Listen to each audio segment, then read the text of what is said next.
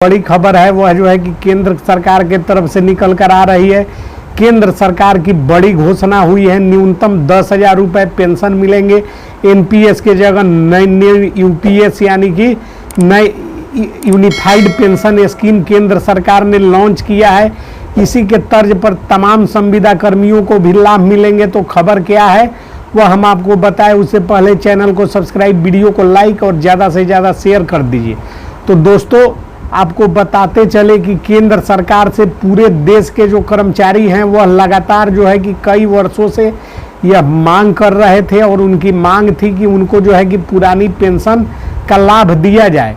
और आखिरकार केंद्र सरकार के कानों तक जो है कि कर्मचारियों की जो है कि मांगे पहुंच गई और मांगों को पहुंचाने में मीडिया सफल रहा। और उसका परिणाम यह हुआ कि केंद्र सरकार ने यूपीएस यानी कि यूनिफाइड पेंशन स्कीम को लागू किया है। इसके तहत क्या क्या लाभ मिलेंगे यह पहले आप जान लीजिए। संविदा कर्मियों को क्या जो है कि केंद्र की तरफ से तोहफे और जो है कि क्या कार्यवाही होगी, और इस तर्ज पर केंद्रीय कर्मचारियों की तर्ज पर जो है कि राज्य सरकारों सहित तमाम संविदा कर्मियों को क्या जो है कि लाभ सरकार देगी, वह सब कुछ और सबूत के साथ आपको जो है कि हम दिखाने जा रहे हैं।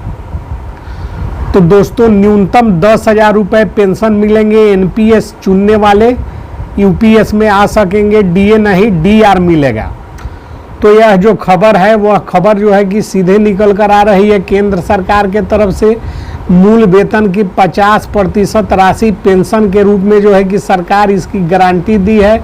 और गणना का फॉर्मूला जिस दिन रिटायर होंगे उससे पहले 12 महीने में यदि आपकी बेसिक सैलरी औसत निकाला जाएगा और उसकी 50% राशि रिटायरमेंट के बाद पेंशन के रूप में दी जाएगी। 50% राशि की शर्त पर मिलेगी नौकरी और न्यूनतम 25 साल होने चाहिए नौकरी।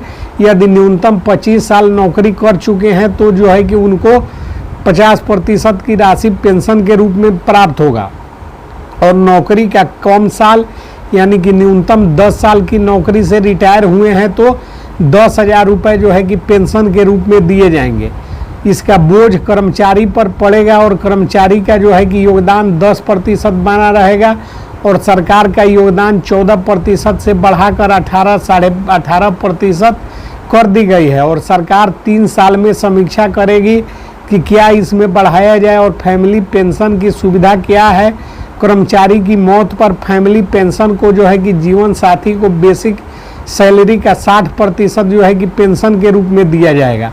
और गणना मृत्यु के वक्त आखिरी महीने की बेसिक सैलरी होगी, यानी कि 60% राशि जो है कि मरते समय जिनको जो है कि मिल रहा होगा वह राशि उनके परिवार को दिया जाएगा और आखिरी महीने की राशि की गणना होगी। योजना का फायदा जो 2004 के बाद एनपीएस के तहत ज्वाइन हुए हैं, 31 मार्च 2025 तक रिटायर हो चुके हैं या होने वाले हैं, सभी को लाभ मिलेगा। और एरियर सरकार ब्याज के साथ देगी और ब्याज ईपीएफ के बराबर देगी और एनपीएस यूपीएस जो है कि चुन सकेंगे। तो कहने का अर्थ है कि यूपीएस यूनिफाइड पेंशन स्कीम केंद्र सरकार ने लॉन्च करते हुए जो वर्षों से कर्मचारी लोग मांग कर रहे थे उनकी मांगों को पूरा करने का काम कर दिया है। और इसी तर्ज पर अब सभी राज्यों में संविदा कर्मियों के लिए भी जो है कि कार्यक्रम और योजनाएं केंद्र सरकार लागू करेगी और उसका लाभ जो है कि तमाम संविदा कर्मियों को मिलेगा। मांग जो किया जाता है वह मांग कभी विफल नहीं होता है।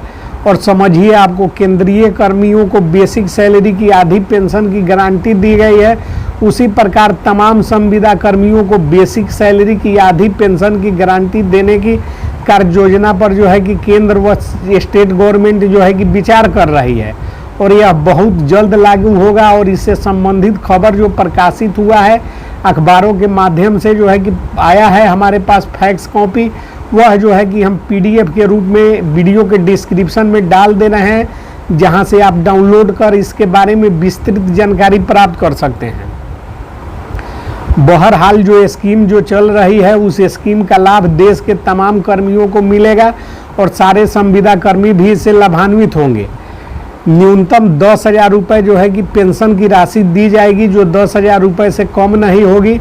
और रिटायरमेंट के बाद यह जो है कि मिलता रहेगा और इसमें 18.5% केंद्र सरकार जो है कि राशि देगी और बाकी की राशि जो है कि संविदा कर्मी को भी इसी प्रकार मिलेगा। और तमाम तरह की जो है कि कार्य योजनाएं लागू की गई है। इसका PDF जो है कि डाउनलोड कर लीजिए, लिंक डिस्क्रिप्शन